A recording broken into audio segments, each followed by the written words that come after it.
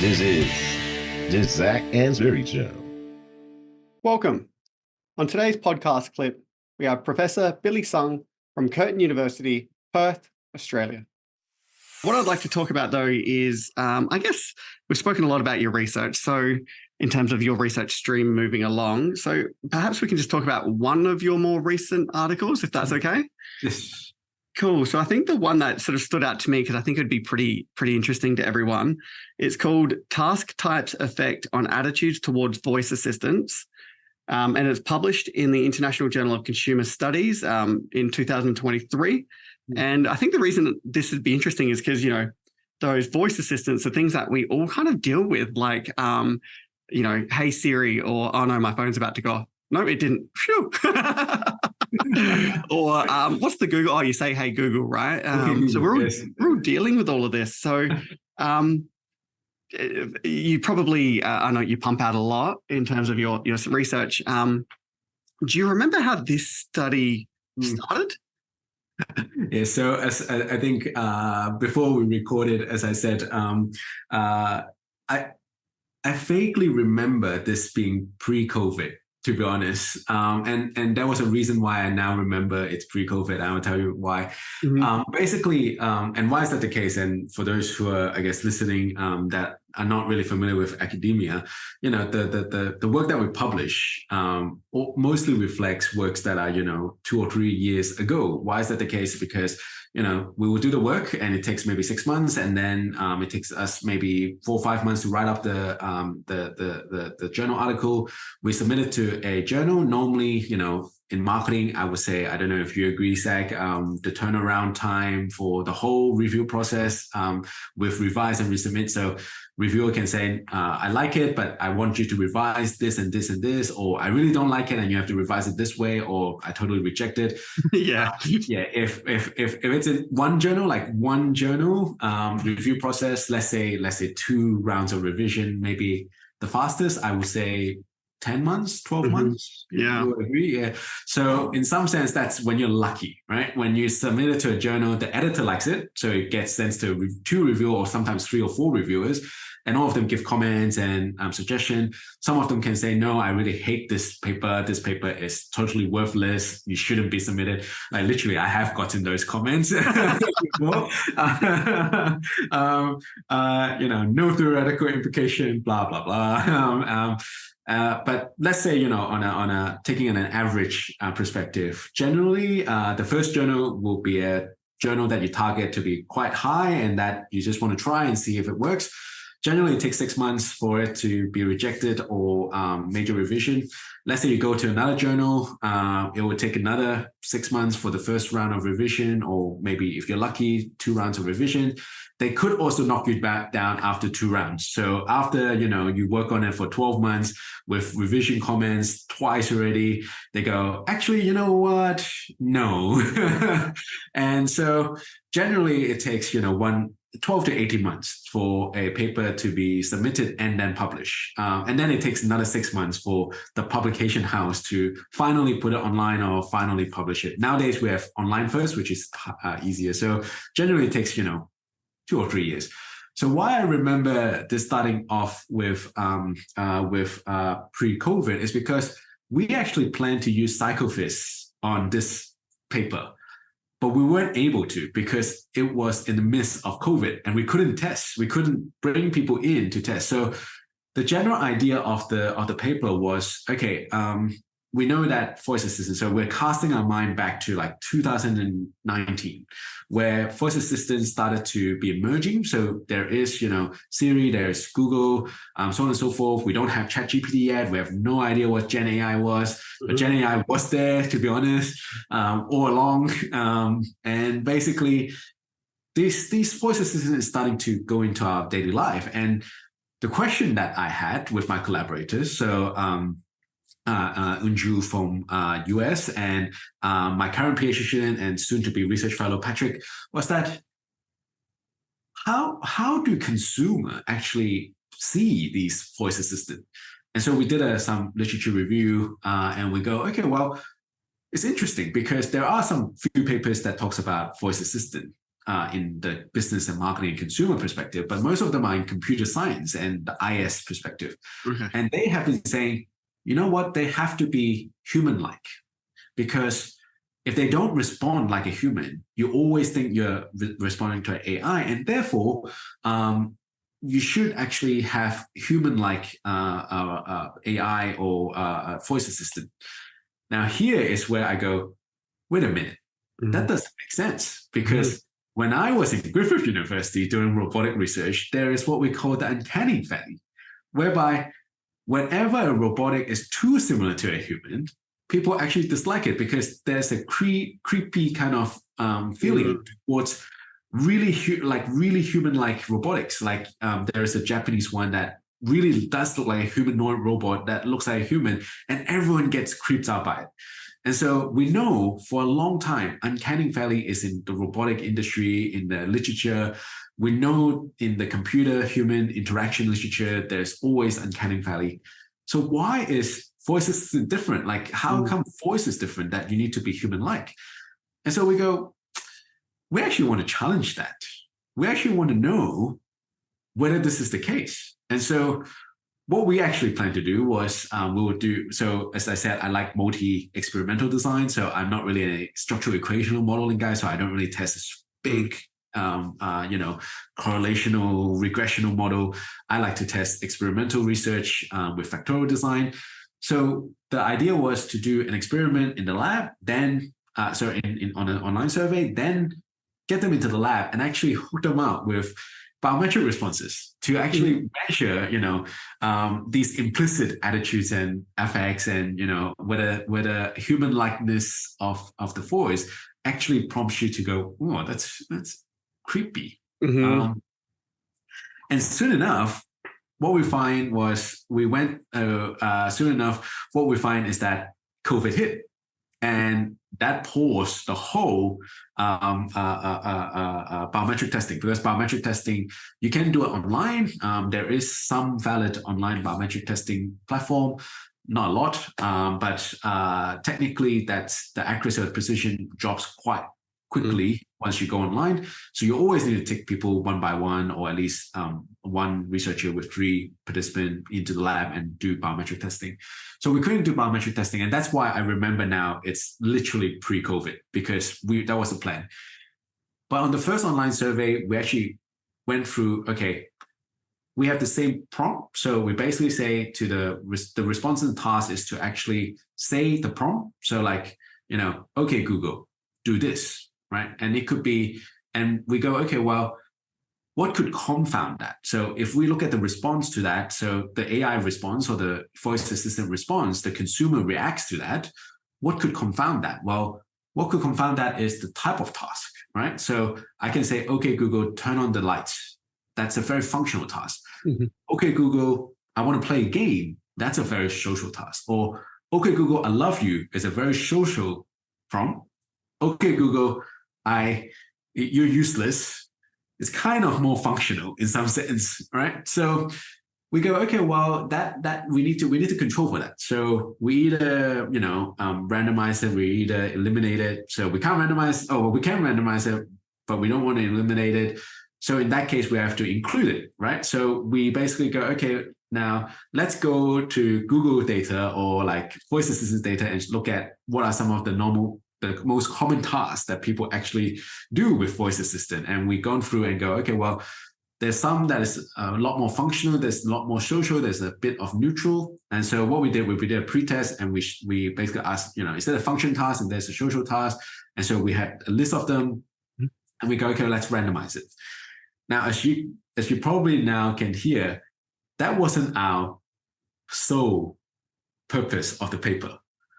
But it was actually supposedly a randomization. So we're just trying to eliminate that as a possible confound. We just don't want that task effect to have an effect on how people respond to human-like voice assistant and non-human-like voice assistant. To give an example of a human-like assistant is basically like us talking, right? If you say, no, okay, Google, turn on the light. We got a lady to actually record it for us. No worries. The bedroom light is turned on. So that's a human-like. Whereas the AI one or the robotic sounds like one, non-human-like one will be like, no worries. And then it has a very long pause.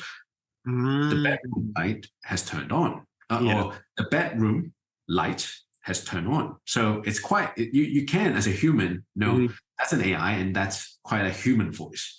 And then we also pre-tested it so that we make sure that there's no just like, we between subjects. So there's no like pre-emphasis of I like human voice or I don't like this human voice. And, this lady sound unnatural and this lady sound natural. We have none of that. So we basically just keep it to make sure that there's no other confound. And task effect was one. So we actually just go, okay, well, cool. We pilot tested. We are quite okay with the stimuli. Let's go ahead and do it. So it was actually a 2x2. So a human-like and non-human-like 2 times 2, which is social and functional tasks, experimental design. Mm-hmm. We soon realized that we thought that, yes, we hypothesized that might be a task effect, but we thought it would be an interactive effect. We soon realized that there is a big, like the effect size was something like 0.8 or something. I remember seeing it for the first time. I go, what is this functional task effect? And I already forgot about it. And I was like, what is this? Why do we have a functional task effect size of 0.8? That's big, effect size from 0 to 1.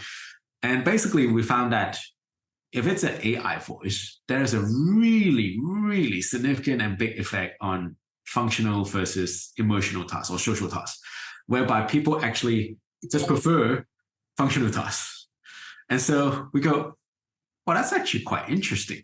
And so then the paper actually acknowledges that, I think, in one of the methodology, and we said this is actually the greatest study, but we actually took part of this study because we actually found this, and then we added 2 more studies that really build on to this big effect. And basically what we go, okay, we hypothesize. So obviously as a scientist, the next thing you do is, why is that the case? because a lot of people goes, well, you need to have voice assistants that sounds like human because it's more social. Now we're finding that if you actually get people to mimic the interaction, like, okay, Google, do this. And then obviously it's an artificial one because it's an online survey. But we concealed it so that they thought that they were really interfacing it with on an online survey through their computer with an AI. Like, okay, Google, turn on the light, and it responds. It basically is this a automatic. It just listens to you, and then when there's silence, it plays the audio, and so it kind of tricks the consumer. I hope Curtin Ethics doesn't hear this. Tricks the consumer to think that it is an AI, and we were actually expecting the totally different hypothesis, and we acknowledged that, right? So we basically said, well, previous literature actually says that human-like voice and social task should has a bigger positive effect on attitude. But we found that functional tasks has bigger attitude, and that is really contradictory to all these other literature that is saying social task is better, human-like voice is better, so on and so forth. And so we actually go, okay, well, why is that the case? Well, it comes back to our personal use case. If I hear AI voice, do I feel that they're more competent? Because AI is more competent in functional tasks, right? If you ask here if AI can actually just turn off the light, right, or do a calculation. So some of the functional tasks could be, okay, Google, what is 126 times 126, right? Our hypothesis is that maybe simply hearing an AI voice on a functional task make you perceive or misperceive that this AI is actually more competent, because as a human, you can make a human mistake, but as an AI, you don't. And so it might be perceived competent. And this actually spills into perceived warmth, right? So we know from social psychology, and that's taking me back, and it actually picked a paper that really integrates a lot of my thinking from different life stage or career stage of my life. So in social psychology, we have this interpersonal theory, like really, really influential theory. Like anything interpersonal you have to cite this theory, because basically what they say is when you're going into personal context, how you evaluate someone, whether you like the person, whether you will promote a person, whether you will hire a person, there's always a perception of competence and a perception of warmth. And competence is basically, do you have the ability to complete a job? Do you have capability? Warmth is kind of the social aspect. Are you friendly? Are you approachable? So on and so forth. And so now here's interesting, because we hypothesize that maybe it's perceived competence, but the literature keep on saying you have to increase perceived warmth. And they don't call it that way. They just keep on calling it, you need this human likeness or the social aspects, or to make sure that people actually feel like they're interacting with a real agent. So realism, but it's actually perceived warmth. And we go, okay, well, just like any marketing experimental design researcher, you go, well, let's look at the mediator first. What is the underlying psychological mechanism? So we put in perceived competence and perceived warmth as potential mediator in the second study, and we found that, we actually find an indirect effect whereby you prefer an AI on a functional AI voice on a functional task versus a social task, because you perceive the AI to have higher perceived competence, which in some sense doesn't really make sense, because it's the same voice and they're the same task, right? So, which is quite interesting now. So it's this because you misperceive it to be higher in competence, and therefore you're more likely to reuse that robot again, or you have a more positive attitude towards it. And that's kind of the second study. And what we then did was we actually looked at I guess another follow-up kind of study to actually look at whether we can replicate that whole, I guess, that whole effect that we found. And lo and behold, to be honest, when by the end of study 2, the effect size was still enormously large. You can kind of go, yeah, I'm pretty sure it will replicate. Like there's no other way that this cannot replicate. And so in study 3, we replicated with a different context and a different mediator, perceived ease of use, to actually look at, is it because you, it's moderated by perceived ease of use. So again, this is where the experimenter comes into play, right? So it's always demonstrate the main effect, then look at the mediator, and then find a moderator. And that's pretty much gives you a very solid, robust explanation as to what's going on. So we picked ease of use as a moderator, and we actually go, okay, well, if it's perceived competence, let's now prime people to feel that this is hard to use or easy to use. Because if it's hard to use, even if you see it as perceived competence, there shouldn't be an effect, because yes, it's competent, but it's hard to use, so I don't like it. Not functional tasks, right? Functional tasks shouldn't have an effect. And that's exactly what we found. So we not only replicated that people prefer an AI voice in a functional task because of perceived competence, and that leads to higher reuse intention and attitudes, but also that is moderated by ease of use. When the person is primed to feel that this task is very hard or this assistant is very hard to use, that whole effect that we just talked about disappeared. But if it's when it's an ease of use, high ease of use, so very easy to use, that effect remains. In fact, that effect strengthens. So this really tells you that in some sense, the literature say that, you have to have more human-like and social aspects to AI or voice assistant. Our findings actually shows that no, actually, people seems to prefer AI in functional tasks and AI voice in functional tasks because they are perceived to be more competent in functional tasks. And that ease of use will moderate this, showing that it is really that perceived competence that's driving the effects. And so that's really the whole paper. Wow. It's a great paper. So what I'll do for everyone who wants to read all of that in more detail is I'll put the DOI, a link into the show notes and everything like that for everyone.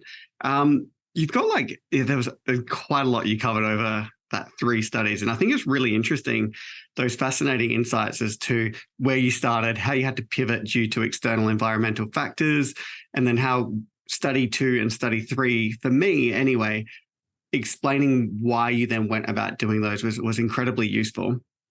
I mean, like you said, research can sometimes be a lag time of 1 to 3 years, depending on review cycles and all those sorts of things. Are you continuing to operate in this space? And if so, like, what's next? Or what would you like other people who are working in this space to do? No, unfortunately, we do have one. Funny enough, we actually wrote 2 papers from this bigger project, 2 different side of data collection. One really focuses, so this one is focuses on the task, and the other one focuses on the voice. It's interesting that it was supposed to be one project, and then because of the finding of the first study, we've pretty much broken it down to, okay, one focuses on voice and one focuses on task. So, and they were actually, so this task paper was actually submitted maybe 8 months before the voice one. Now, maybe the editor of this journal is going to kill me, but they actually got published at the same time. So they got accepted at nearly the same time, and they got published online first at the same time. And so it's actually quite funny because if you look at my track record now, there's 2 voice assistant paper side by side in 2023.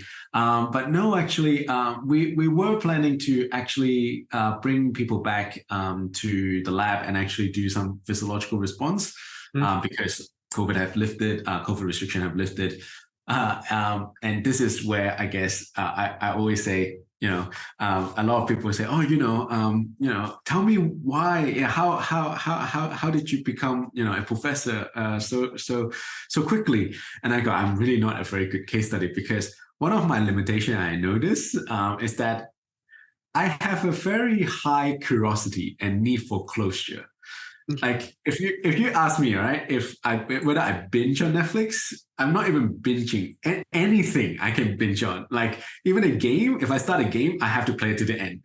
I can't stop until I end it. So, but that also means that after I end it, I go, yep, what's next? And so a lot of the time when I have a research, I'll go, da, da, da, da, da, da. I got the answer and I go, okay, what's next? Yeah. So I'll get attracted to another research topic in a totally different realms, but I don't remember which one. But I literally, when we finish this research paper or these 2 research paper or these data collection, I go, oh, I know the answer already. And so in that case, we went on to something else. But I do some more work here in kind of perceived autonomy. So more so how you interact with AI and the decision-making process. So if human has the final say or the AI have the final say, if human have the first say or AI have the first say, so something like Netflix recommendation, it's AI have the first say. Whereas like a AI that help you do finance, you genuinely have the first say because you give the data to the AI, right? So we're looking at the manipulation of that, but we're not really doing much with voice assistant anymore. To be honest, I think as business research goes and journal editor goes, why voice assistant was actually quite exciting for reviewers and editor was because that was the hot topic, because it's published in 2023, that will be 2 years ago, right? 2020, 2021, that will be the hot topic. Nowadays, I would say a lot of business researchers will pivot to generative AI. I actually haven't come up to the trend, but I gone to the trend and actually using generative AI to do commercialization projects. So instead of doing research on it, we're doing commercialization on it. Very cool. Yeah, I have to admit, like you do have those trends and hot flows throughout the literature, and seeing papers still floating around, I guess arguably the butt end of COVID-19. There was journals were just flooded with them. And now whenever I see one, they still are kind of trickling in. And I think to myself, I wonder how many places have rejected this paper. Because like we've all moved on in the literature. So I'm not so interested in reading it myself anymore. I think I'm a accuser of that as well, because I actually have a COVID-19 vaccine Twitter paper, and even Twitter has changed its name to X. So I was like, no. Yeah, Elon did it just to smite you. Hey guys, it's Zac Anesbury here with just a couple of quick reminders. If you've enjoyed today's podcast, then make sure you subscribe so you never miss an episode. There are plenty more interviews to come with some of the world's leading marketing academics and practitioners. You do not want to miss these. In the meantime, if you're looking for another way to connect, then follow me on Twitter at Zac Anesbury. That is ZACANESBURY for my take on the marketing issues of the day. That was the Zac Anesbury Show.